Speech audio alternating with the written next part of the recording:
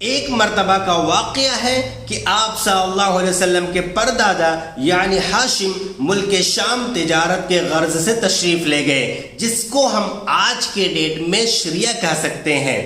اور راستے میں مدینہ کے اندر قبیلہ بنی نجار کی ایک خاتون جن کا نام سلمہ بنت عمرو تھا، ہاشم نے یعنی آپ صلی اللہ علیہ وسلم کے پردادا نے ان سے شادی کر لی اور کچھ دنوں تک مدینہ کے اندر ہی ٹھہرے۔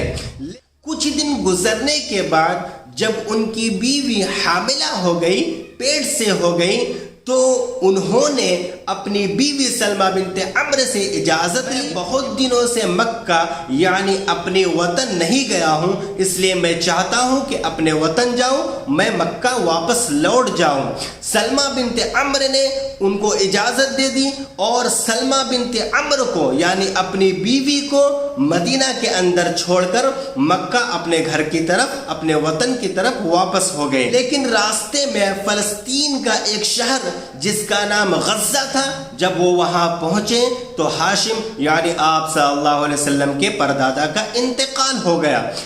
اور ابھی صرف مکہ والوں کو یا پھر کہہ لیجئے کہ ہاشم کے گھر والوں کو ان کی وفات کی خبر ملی تھی۔ یہ 497 عیسوی کی بات ہے کہ مدینہ کے اندر سلمہ بنت عمرو یعنی ہاشم کا ایک بیٹا ہوتا ہے، اور بچے کی ولادت کے بعد سلمہ بنت عمرو نے دیکھا کہ بچے کا بال سفید ہے۔ بچے کے بال کی سفیدی کی وجہ سے اس بچے کا نام سلمہ بنت عمرو نے شیبہ رکھا، اور یہی بچہ بعد میں چل کر عبد المطلب کہلایا۔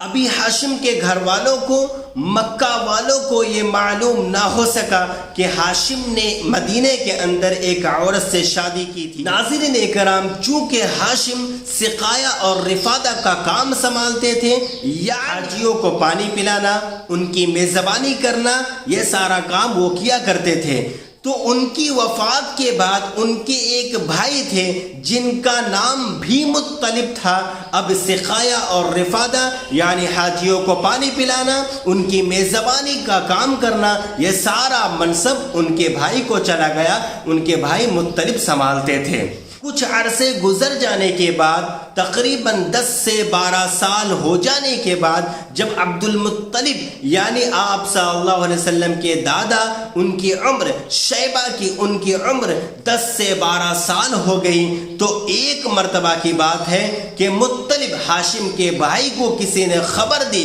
کسی نے اطلاع کی کہ تمہارا بھائی ہاشم مدینہ کے اندر قبیلہ بنی نجار کی ایک عورت سلمہ بنت عمرو سے انہوں نے شادی کر لی تھی، اور اس کا ایک بیٹا بھی ہے۔ تو جب مطلب نے یہ سنا کہ میرے بھائی نے شادی کی تھی اور میرا ایک بھتیجا بھی ہے، تو انہوں نے خواہش ظاہر کی اپنے بھتیجے سے ملنے کی، اور وہ سیدھے مدینہ کی طرف اپنے بھتیجے سے ملنے کے لیے نکل پڑے۔ لیکن غور کرنے کا مقام ہے، مطلب نے، ہاشم کے بھائی نے نہ ہاشم کے بیٹے عبد المطلب کو دیکھا تھا، اور نہ ہی بھتیجے نے اپنے چچا کو کبھی دیکھا تھا۔ لیکن جب وہ مدینہ کے اندر پہنچے، مطلب مدینہ کے اندر تشریف لے گئے،